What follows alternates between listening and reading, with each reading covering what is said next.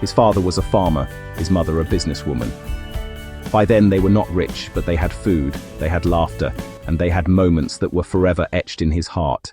He could still see them sitting around the fire one night, he and his brother listening to the crackle of burning wood while sitting close to their parents before the other siblings. One night, he was on his mother's lap, still at the end of breastfeeding. His mother teased, "Come, let me breastfeed you." And though he didn't even remember what he said, the way they laughed made it clear they knew his childhood stage was ending that day. It was a moment full of warmth, one of those small but unforgettable family memories. He remembered another day after a heavy rain when he and his brother were fighting as boys often did. His father simply said, "Leave them, let them fight. One day they'll not stop on their own." And he was right. His brother used to beat the hell out of him, until one day he accidentally knocked out one of his brother's loose teeth. They laughed about it later, but in the moment, it was chaos. His parents, in their own ways, shaped him differently. His mother's touch was gentle, her love unshaken. He could still remember the comfort of her hugs and the smell of her clothes.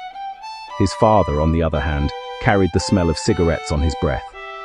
A smell he came to associate with safety, fear, and authority all at once. He was a man who put fear in them through discipline, yet always followed it with love. He was quiet, and when he wanted to beat them, every stroke left pain that lasted for days. But when the pain faded, he could still see the love behind his father's eyes. And he remembered his parents for their kindness and how they shared the little they had. He was a spoiled child then, mischievous and always ready to fight, especially with his brother.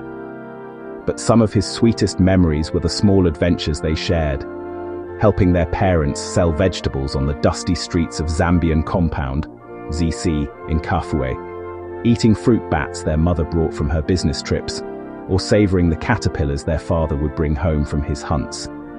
They had so little, yet so much. Laughter, closeness, and love.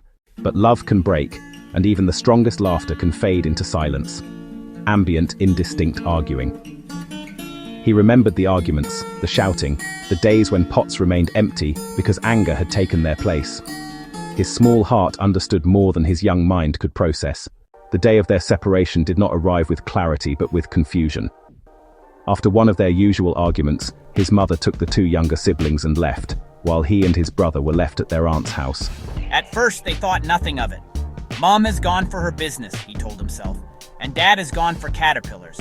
That was what he believed, because that was the pattern of life. But the truth was different.